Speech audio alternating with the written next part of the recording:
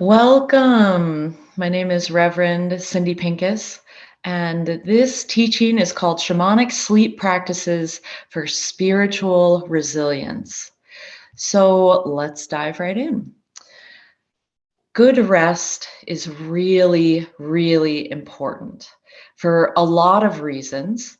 And it's especially important in the world now because we have a world and we have a lot of cultures and society that place a really high value on not resting and on expending our energy, beyond our capacity and on making, producing, going, burning the candle at both ends, you know. And so rest is actually really an advanced healing move. I call it a power move, as my teachers say at the Power Path. It's really a power move, and it's actually really countercultural to take good rest. And the importance of rest is that it's when you heal and it's when you integrate. So physically, our body heals when we sleep. And, you can feel this intuitively. If you get good rest, you just feel better when you wake up. And on a cellular level, it's really, really important too. Physically, when we rest, our body uses melatonin, which we all know about. It's what makes you sleepy, that we produce during the day, like little garbage trucks of the cell, cleaning and repairing the wear and tear of the day. So that melatonin only travels around our body when we rest in darkness, complete darkness. And so that's what happens physically, of course. And there's all kinds of tissue repair and all different kinds of things you can study about how the body rests when we sleep. But I'm going to talk today about spiritual rest, emotional rest, the astral body rest, and shamanic rest. So it's important that the body gets rest, but I want to give you some information about what's happening with the energy bodies. So emotionally, with the emotional body, it allows you to integrate the emotions that you've experienced during the day. So we'll talk a little bit more about that. But spiritually, we're all made of different energy bodies, not just the physical body that you can see in this realm, but also the astral body, the soul body, the mental body, the etheric body. And all of these different bodies need an opportunity to go and get healing during the night. And sometimes that happens in the astral realm. Sometimes that happens with, working with angelic beings or spirit guides, working in places that we can't reach with our physical body. So it's really important that those bodies get rest and repair too. The other thing is that the body has a really wonderful wisdom for repairing itself and needs a little bit of time apart, needs a bit of separation from the spirit or the soul or the astral body so it can do its work. And so it's important to know how to make those separations at the beginning of a night so the body can really do its job without interference from the mental body or the astral body. So again, there's lots of societal rewards for not resting. There's like money and prestige and people who say they only sleep 4 hours a night. And, we're really impressed by that and how they can get so much done. And there's also like a little bit of social cachet with saying, oh, I'm so busy. I'm busy all the time and I barely get any sleep. And so I just want to name those stories right up front as something that you don't have to believe if you don't want to, that you can say, I don't know if busyness or being busy all the time or sleeping very little is a story I want running in my body, is a story that I want running in one of my first 3 chakras, which we'll talk about in just a moment. So it's important to pay attention to what the stories are that might keep you awake. So what would keep you awake at night? What would keep you from getting good rest from a shamanic perspective? So there's 2 or 3 things that we're going to cover. The first is a body that doesn't feel safe. The second is there's too much foreign energy in the body, makes it hard for the body to digest and rest with too much foreign energy. And the third is a mind that won't rest. a mind that is doing too much activity, doing more than what it's built to do, which is most of our minds all the time. So let's start with the body. Why would a body not feel safe? So first of all, I want to say, when you're going to sleep, make sure, in a literal and physical sense, that the body and the place where you're resting actually is safe. So we're starting this teaching assuming that you're sleeping in a safe place, a safe house, a safe bedroom, you're living with safe people, that your body really will be safe during the night, that you really can depart. And if that isn't the case, there's plenty of people that don't really have a safe place to sleep. That's your first order of business. Make sure that the physical body is going to be safe at night, and it'll be hard to do any of these other practices if that physical body isn't actually safe. So make sure that you are safe. And then the next thing you'll do is just notice, like, what is happening in the body that's making it feel unsafe. So there's a lot of narratives and stories out there, belief systems that get stuck in the body. They especially get stuck in the first chakra, that say you're not safe, that say someone's going to attack you, that say, this country is being invaded. There's also a lot of crime shows that we watch. As a society, we listen to and watch a lot of violent things about people being attacked in all sorts of ways. Folks who make TV shows and movies get really creative with that kind of story. And so just being mindful of what you may have watched or witnessed or listened to during the day, and how the energy and frequency of that got stuck in your body. So the body needs to feel safe. And the way that we do that is we work with clearing foreign energy, especially out of our first three chakras. So let's talk about foreign energy. Foreign energy is other people's belief systems that don't work for you. So this could be a should, or something that someone said that makes you feel shameful or guilty. It could be like someone's anger projected into your energy system. Foreign energy could be, that person you accidentally cut off in traffic and they flipped you the bird or shouted at you and just kind of lobbed their energy into your system. It could be someone you bumped into at the grocery store. It could be the phone conversation you had with your mom who told you, something that you're like, that's not what I believe, but it gets stuck in there. So the body and our energy systems can't really digest foreign energy. It's like they say, mayonnaise in the gas tank. So imagine a car with mayonnaise in the gas tank. It doesn't run for very long, so we need to clear out this foreign energy from our body. So that's what foreign energy is. When I say foreign energy, that's what I mean. Someone else's energy that's mayonnaise in our gas tank. So the other thing with the body that leads us to not feel safe and not trust ourselves is that we're in a culture that says, don't trust the natural processes of the body. So the biggest examples of these are birth and death. We have really micromanaged births and micromanaged deaths.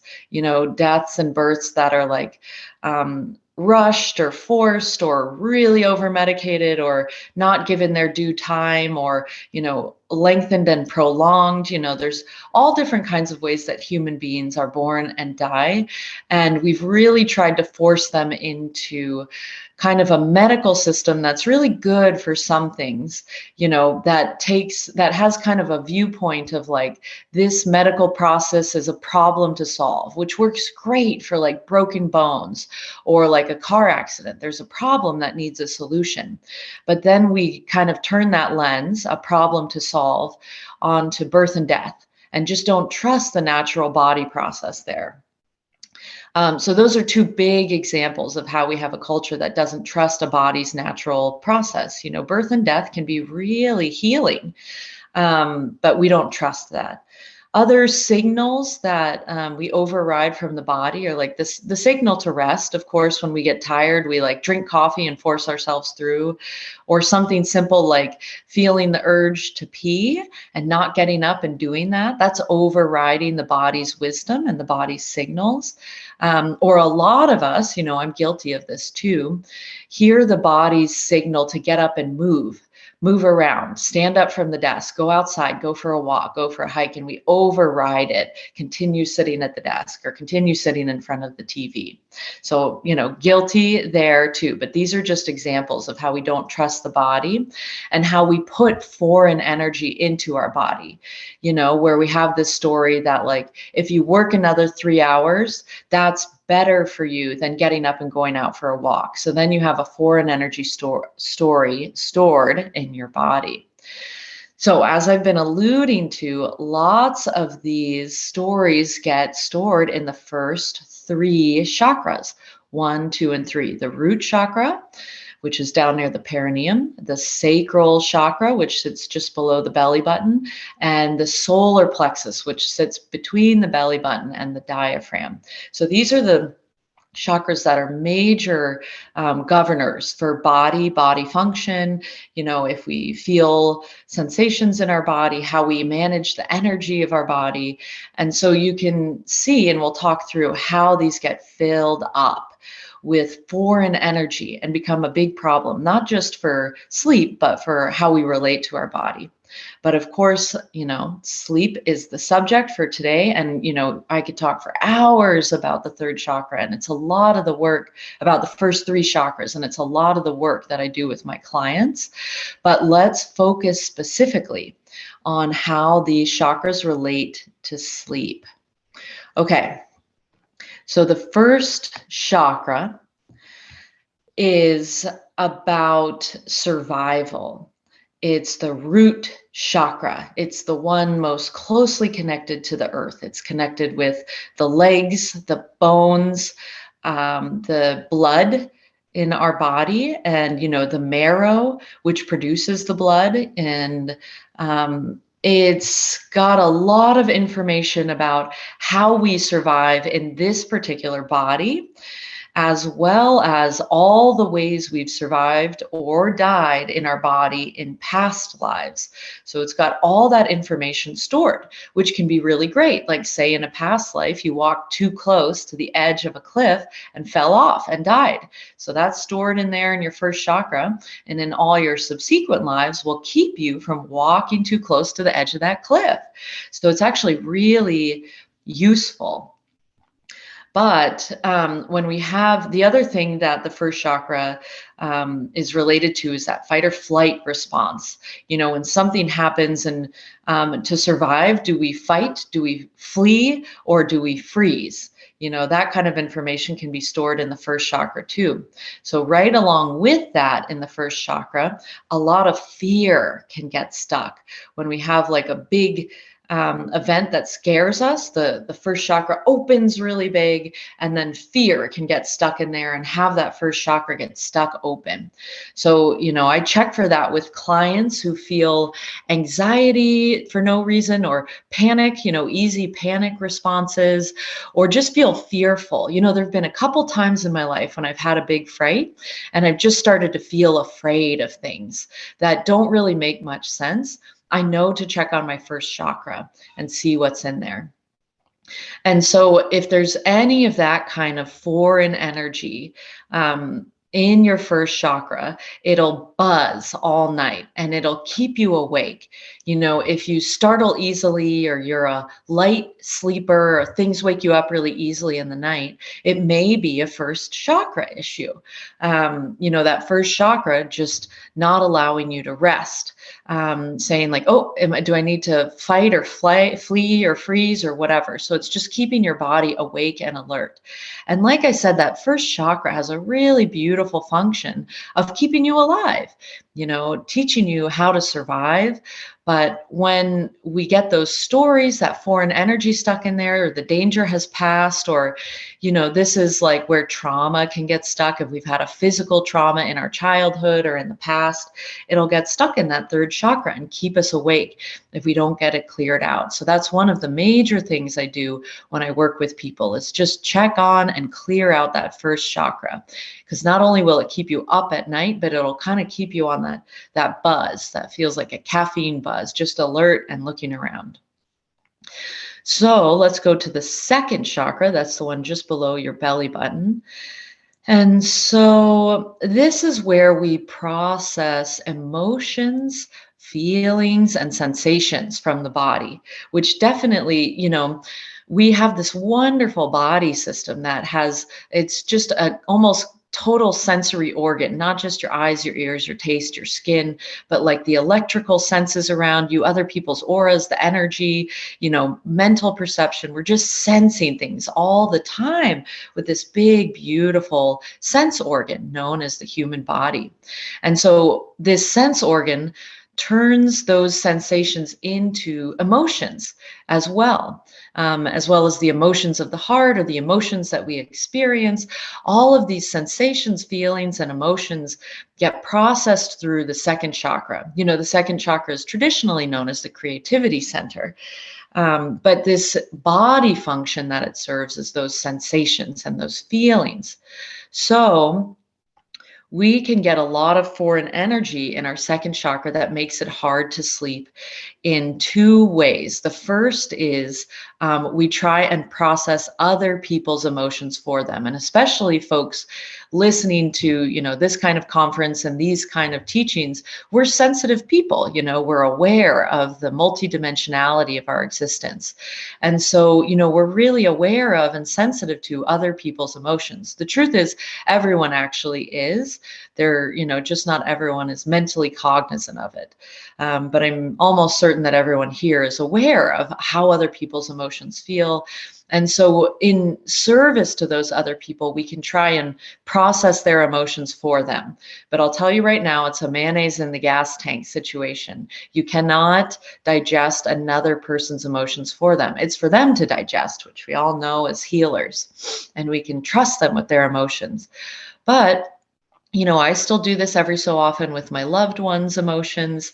I'll try and process it for them. And so it gets stuck in that second chakra, and it's just like bad digestion, and it makes it hard to sleep. If you've eaten like a really big meal, it makes it hard to sleep. So if we eat really big emotions, the other thing that makes it hard for the second chakra to clear out and rest is that we have a lot of stories and belief systems in our society that say, don't feel sad, don't feel connected, don't feel troubled by what's happening to the earth, don't feel sorry for that person, or don't feel your feelings, but they're still in there. And so a lot of times we just tuck our own emotions away and don't allow them to digest, which means fully expressing them, fully feeling them in our body. This is what a lot of somatic therapists and healers are doing for us when they say, where do you feel this emotion? Where do you feel it now? When you think of this, where do you feel it in your body? Is it warm or cool?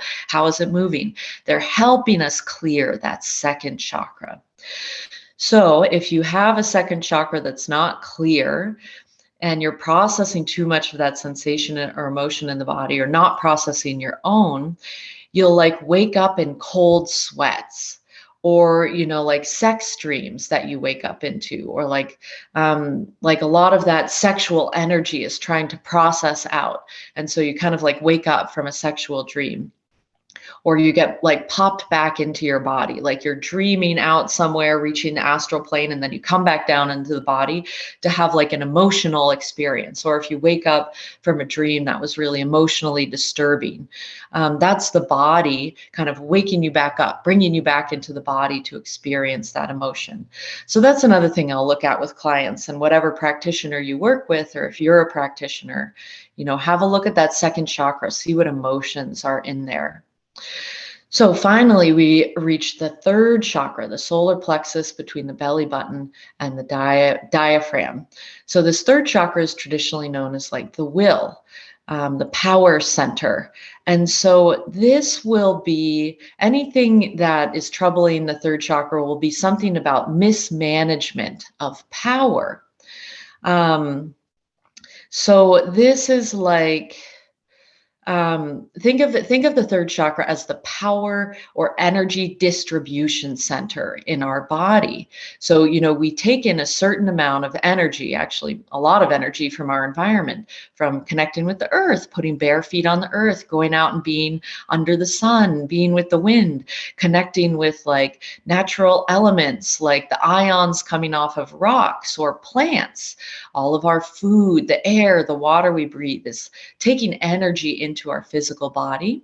And then the third chakra like collects up all of that energy and monitors the energy in the rest of the body and sends whatever you've brought in to where it's needed. So like the liver's a little low in energy, the third chakra will send energy there. Or, oh, a big meal just happened, we need some energy for digestion. Or, oh, the body is going for a walk now, let's send a lot of energy to the muscles and the legs and the feet. So it's a beautiful energy distribution center with great intuition, great clarity about what energy is needed. It'll also let us know, mostly through hunger, but also through other signals, what energy input is needed. So like hunger, or that feeling you get when you want to go out for a walk. Oh, I need some energy from the sun and the earth. The third chakra is giving you that information. So, of course, in our society, we have a lot of mismanagement of that energy or power. Again, the example of either sitting at a desk for too long, or burning the candle at both ends. The third chakra is really that inner sun.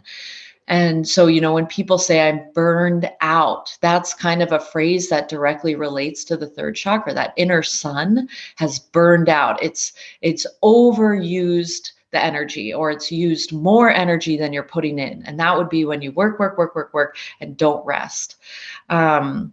Or it can be when you put in energy, you like sit in front of a computer or a TV or whatever, just sit all day, when we have very sedentary lifestyles, and we eat and, take in like artificial light energy, or sit inside a house where we don't have connection to the natural world. And of course, I'm saying this because I'm very guilty of it myself. So I'm right there with you.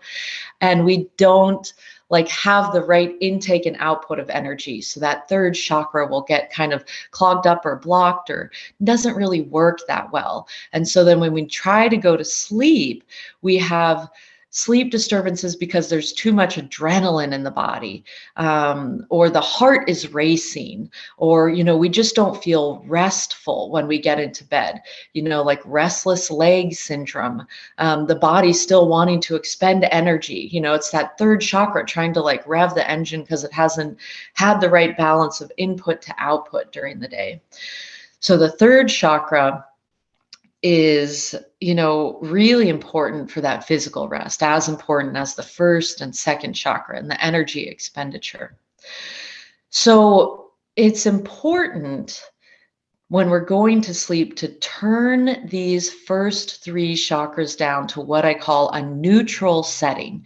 Now, a neutral setting is different for every person. And as a suggestion, for me, I set my first chakra down to 10% open, which I imagine as between dime size and quarter size on my physical body. Second chakra down to 10% open, same thing. And for me, I turn my third chakra down to 30%. So you can experiment with this in meditation. You could start with those percentages, make them smaller, make them bigger, and just see how they feel. You can do a meditation and turn your chakras to different settings. And the body has a natural wisdom with the chakras. So it's not like if you turn your chakra, your sacral or root or solar plexus chakra down to 10%, that's what it'll be set at, and you'll never have enough energy.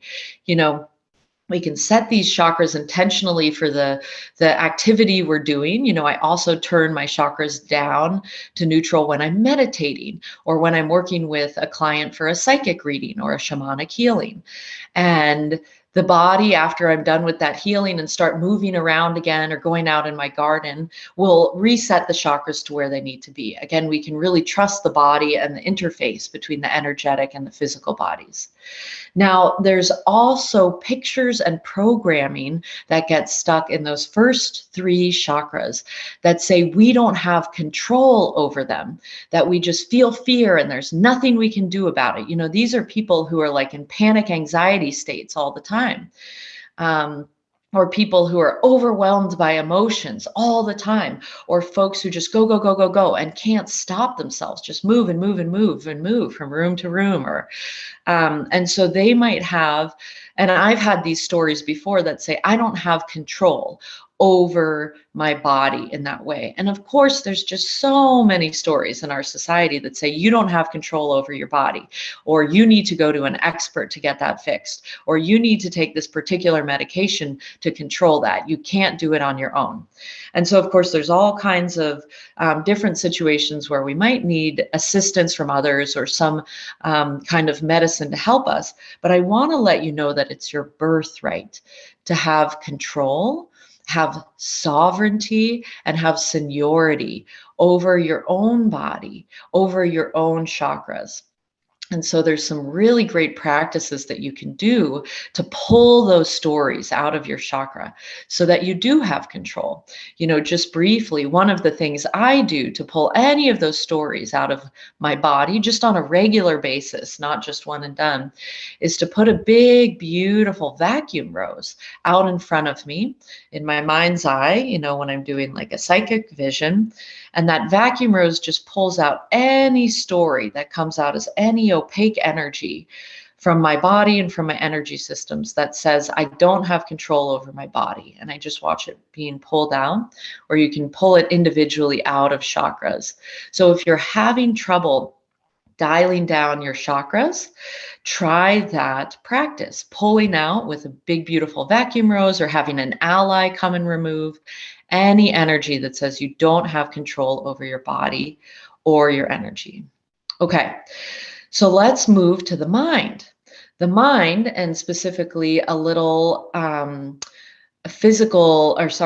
psychic astral structure called the analyzer in our mind, are really for the purpose of interpreting physical sensations and messages from our physical body, interpreting that into pictures and sending the pictures to spirit, because of course spirit speaks in the language of pictures, and then spirit sends us back another picture of what we should do.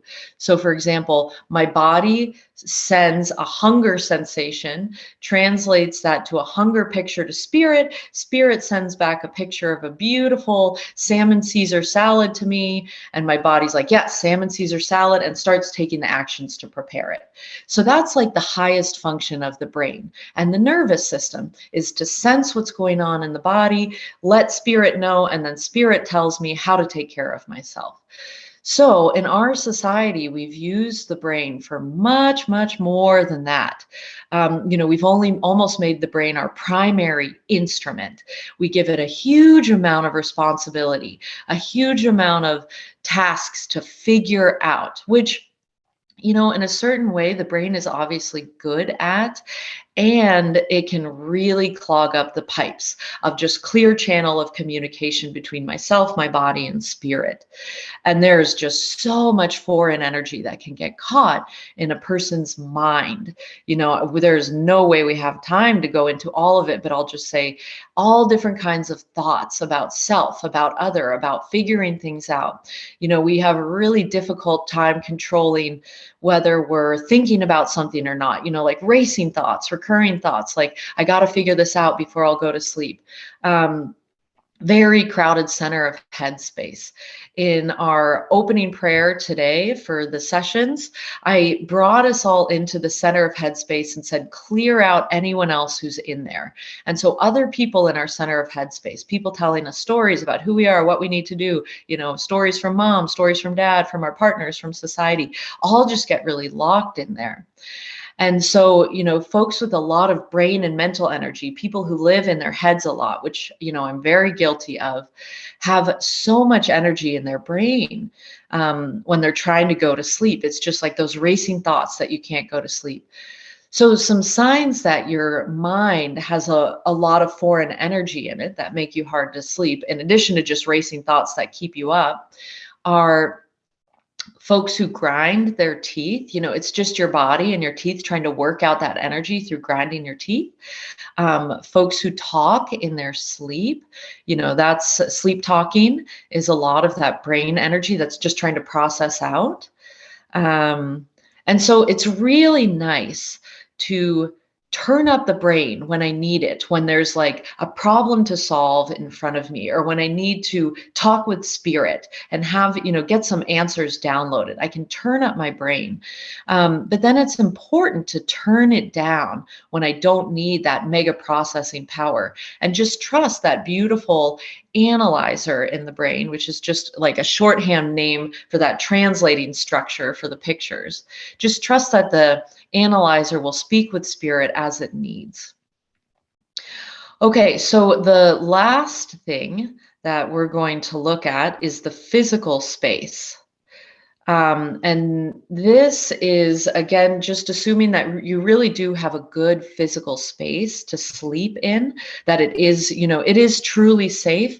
And so it's important to set your space shamanically, as well as making sure that it's physically safe. And as shamanic practitioners, we all know how important it is to set our space. Most often we do this for prayer or ritual or ceremony, or like we've done multiple times for this conference or for a drum journey. And so I want to invite you to consider how good it is to set your space for sleeping as well, for the ritual of sleep, because a lot of times our bedrooms and the places that we sleep hold a lot more energy than is healthy for us to sleep. So, a bedroom is really a great place for two things: sex and sexual activity with people that you love, and rest. And what we pack into our bedrooms are like, sometimes people have TVs in there, or books. Books can have really big, chatty, awake energy if you leave them on your bedside table. Electronics, we bring our phones into our bedroom. Those are very big, awake energy, not just the light, but the electricity that's emitted from them, the electromagnetic frequency. Or a lot of times we'll have like a study in our bedroom, so a place where we're really mentally active. So, it may be that you have to use the room you sleep in for multiple purposes.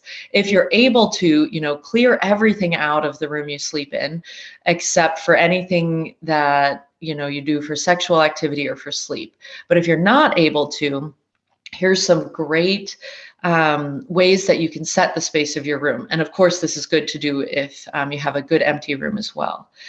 So the first thing that I always do to set my sleeping space is to put a grounding cord on the room and the bed and the windows and doors. So that's a lot of grounding cords, but let's start with a grounding cord on the room. Now, a grounding cord is a big, beautiful tube of light that connects, in your mind's eye, as you're setting your grounding cord, make sure it connects all the way around each wall of the room where it comes down firmly with a like vacuum suction, and then that it drops down, and watch it all the way to the center of the earth, and it connects there too. And then I always set my grounding cord for maximum release, maximum protection, and put a little timer on it for 8 hours or 10 hours, however long I'm going to sleep. Even if I only have 6 hours, I'll set it for 6 good hours. And so what this grounding cord does on your room, especially if you set it for the intention of sleeping, is it will pull out any foreign energy that you haven't cleared out of your body. and it'll pull it down that grounding cord. It'll pull out any energy that arises that you do process when your body is clearing, when it sleeps, and pull it down that grounding cord. So, if I do have an interesting dream, the energy of it that arises in my body doesn't just sit there around my body. It pulls down the grounding cord, and I'm clearing it and clearing it. So do the same thing on your bed as well, a grounding cord all the way around the four corners of the bed. And then I put a grounding cord on the windows and the doors, because those are big energy passageways. Energy, typically passes through during the day, like looking in and out the window, light coming in and out the window, people passing through doors.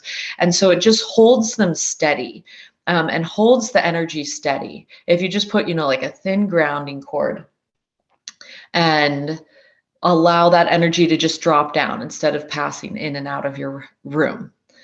So that's one beautiful thing to do. And then I also put big protection roses on each window, so that anything that might be curious about what's going on in my bedroom, and I'm talking, like physical beings, of course, people walking by my house, but like energetic entities too, who might be curious about the work that I'm doing while I sleep.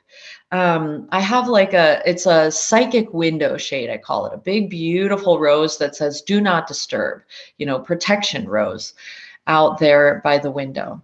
And so, everyone who's listening to this conference is probably someone who's doing really wonderful healing work. And, I work as a healer with clients. And so the kind of healing work that I do when I'm sleeping on the astral is probably pretty interesting to some entities or some beings who are trying to learn, like, what does it mean to be a healer? But that doesn't mean that they're allowed to come and disturb me while I'm sleeping. So, all of us have the opportunity to have privacy. Even if we are healers and of service, we get to have privacy at night. So that's what that grounding cord and those protection roses are about.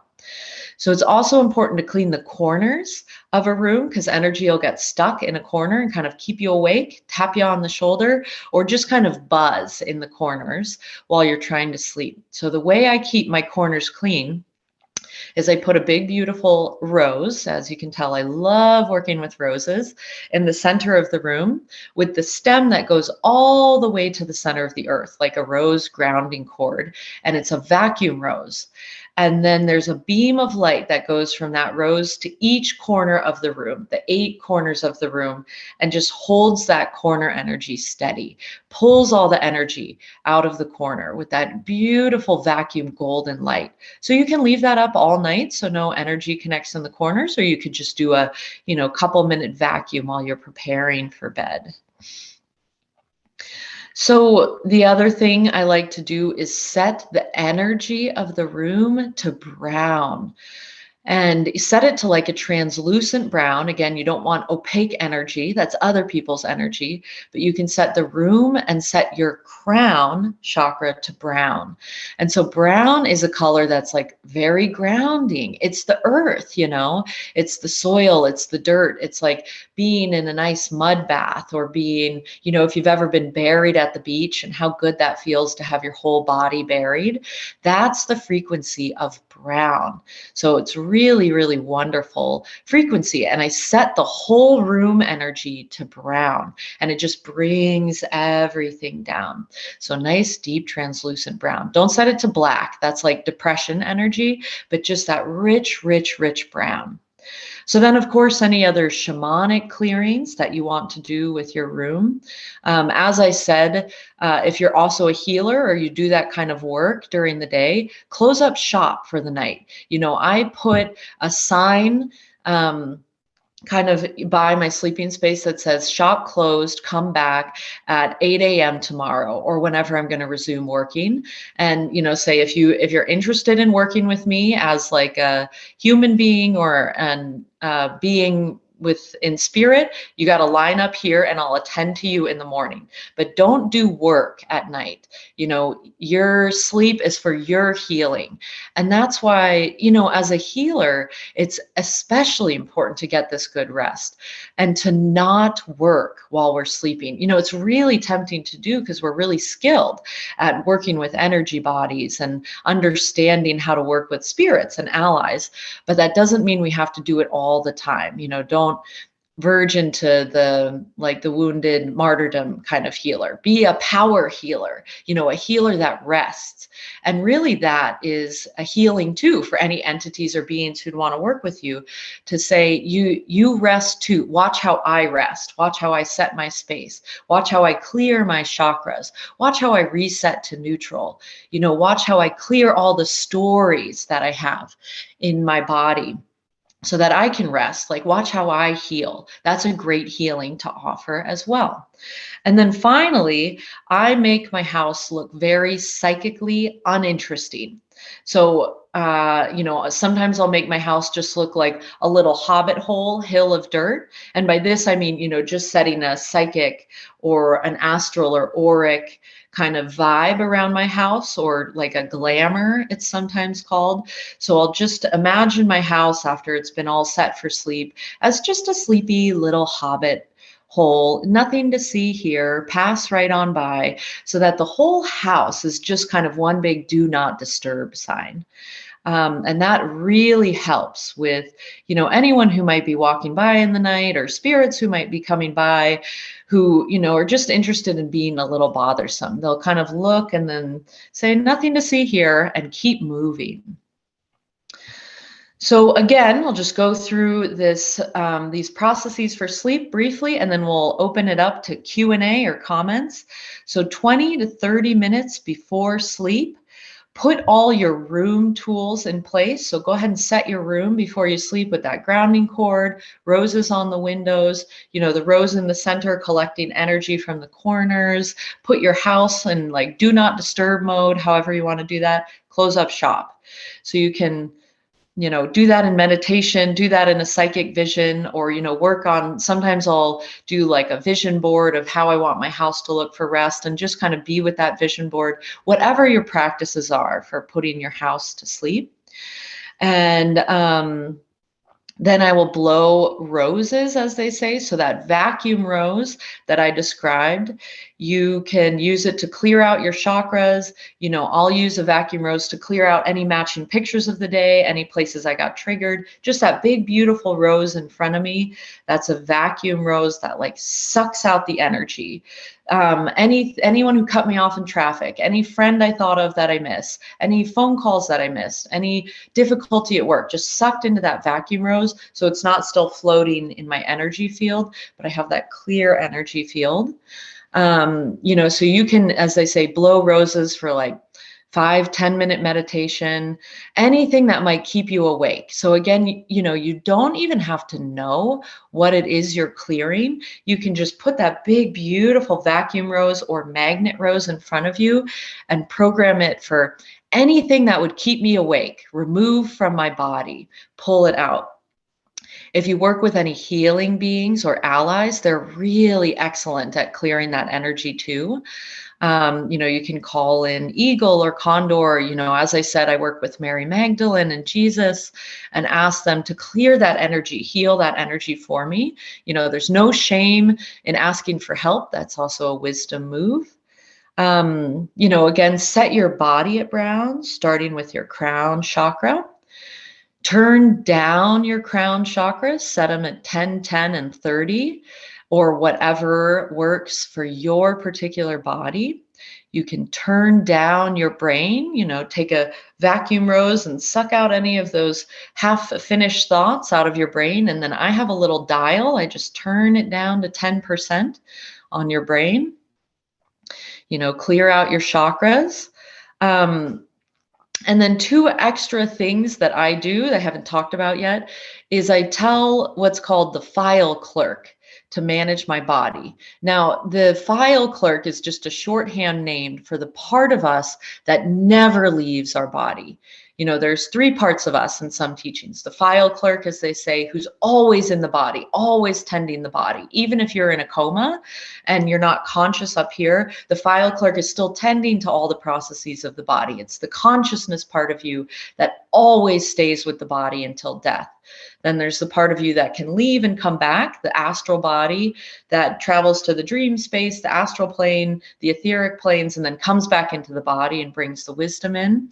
And then there's the Akashic Records keeper, or essence or soul, that never enters the body because it's just too full. It's too big, but is always holding those records. Or, this is how some teachings teach it.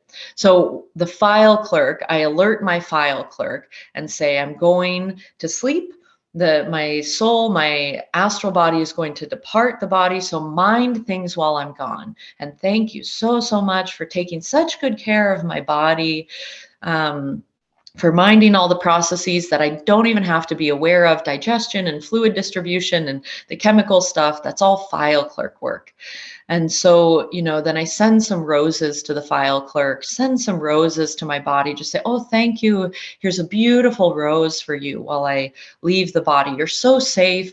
You're so taken care of, body. See, I've alerted the file clerk, and here's a rose to let you know how much I love you, body, and how safe you are. And then I'll ask spirit just to hold space in the room. And this is just having spirit beam down a big, beautiful gold beam of light, very gentle gold, not like an awakening gold, but just like little gold sparkles around the room. And I say, spirit, here's all my preparations that I've done in this room. Would you just hold them steady for the next 8 hours for me?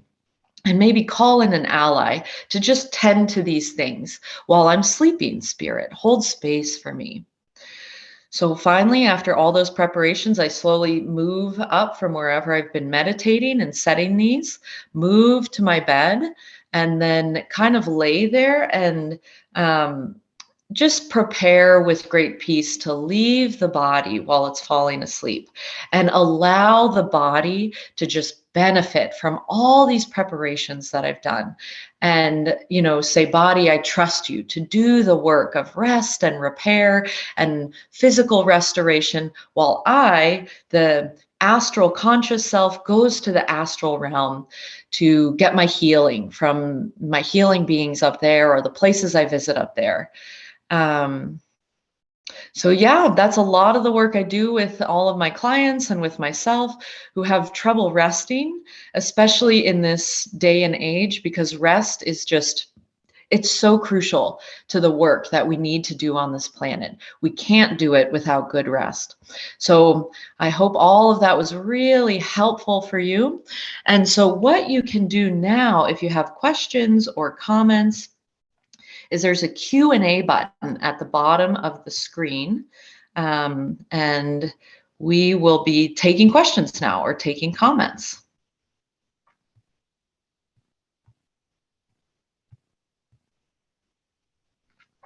So I'll just pause and give you all a chance to gather your thoughts if you'd like. Any comments or thoughts are welcome as well, or if you want to follow up on anything. Thanks so much, Holly, who says, love how you teach. Yeah, it's just really one of my favorite things to do. So thanks, Holly. Jen says, how does alcohol impact the sleep process? Let's see, I haven't studied this in a little bit. It's really disruptive to sleep. I know that chemically, alcohol feels like a sleep-inducing thing because it's a nervous system depressant. So it really does chill out the nervous system, as I say. So, I don't personally drink alcohol. I use it for other healing things. And I know that alcohol is really helpful for folks who we have that nervous system rev up, because alcohol just comes and sits on the nervous system, and we're like, oh, what a relief. But that's kind of that mental energy that I was talking about. That's what alcohol really helps us with, is that, and it's a temporary help, but it chills out that mental energy. So that's why I work with a lot of my clients to do other processes to bring like beautiful brown energy, excuse me, through their nervous system. And so the other thing that alcohol does is it actually wakes you up later at night. And I don't fully understand or haven't studied that chemical process, but it actually keeps you awake later at night. Spiritually, alcohol it has a spirit behind it, and it's a spirit that I know can be kind of trickstery. So at times it'll lull people into thinking that they're sleeping or relaxing and then keep them up later. So remember that alcohol has a spirit. I have more teachings on alcohol on my website and on my Instagram, and go more into depth there, but it is disruptive to sleep. Okay. Tina says, how do you address a repetitive dream that is disturbing? Okay, so there's lots of reasons we might have a repetitive dream. And it's from what sometimes it can be something happening on that emotional level. Like I said, the second chakra, we have an emotion that's not processed. And so the astral body and the physical body are trying to work them out together, and it keeps waking the body up. So if you have a repetitive dream, get in touch with what the emotions of it are. And then in your waking life with your healer or your healing practices, work with those emotions in waking and see how that changes things. Okay. Do I have anything in writing about my way of working? Yes, I have a lot of stuff that I write about on my website, which is cardialumina.com, cardia with a K. And I also, you can find me there. Reach out to me if you have the information on the SSP website. And, I talk a lot about this kind of stuff with all of my healings and all of my teachings, not just how I heal and how I work, but different understandings that I have from all of my traditions. So yeah, lots more ahead. Okay, Rachel says, my teachings about the astral show it to be lower vibration than other higher realms. Can you talk about your understanding of the astral? Yes. So my understanding is that we have this physical realm, and right above it is the astral realm, and above is a relative term because it's all interwoven. And then you go up from there. I don't quite know what's next, but you can move up into like the messianic realm where Christ worked, the Buddhaic realm where Buddha consciousness lives, the realm of the Tao, which is the all. So the astral is really just kind of the next level up. And this is where people go when they talk about astral travel or out of body experiences. It's the spiritual realm, and it just kind of closely matches our physical realm, but with a lot more creativity, without the laws of physics and gravity.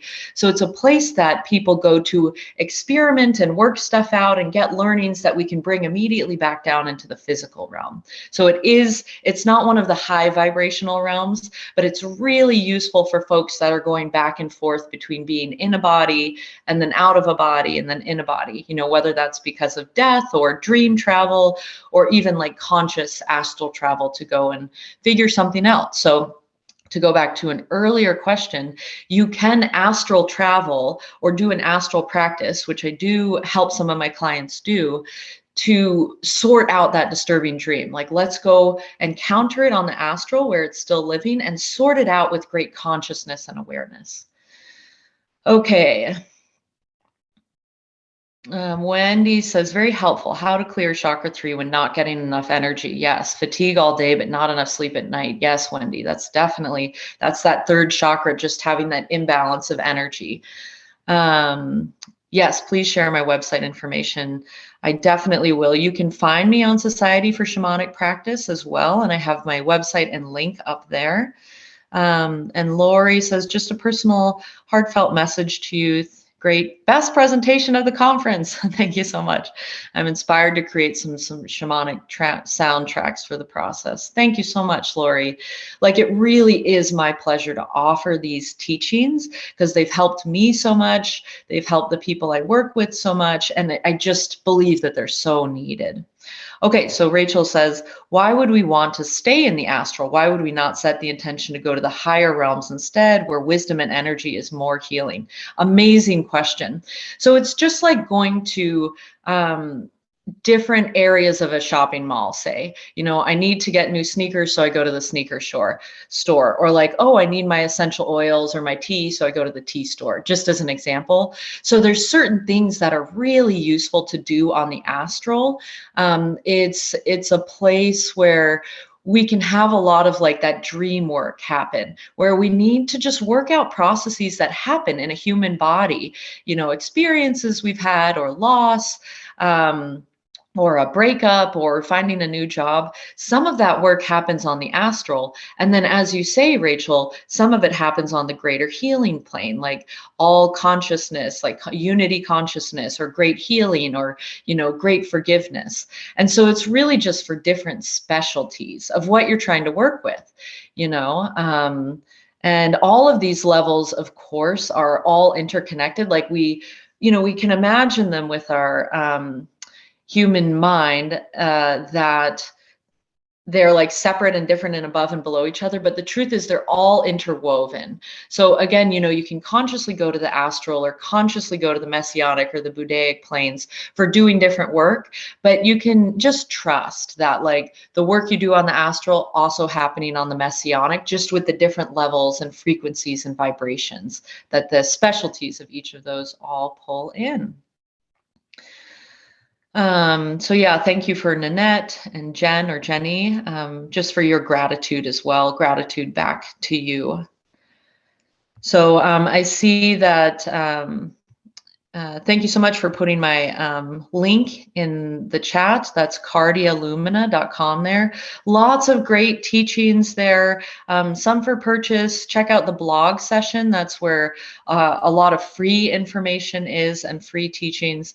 Again, teaching is one of the things I love to do and love to offer this stuff to you.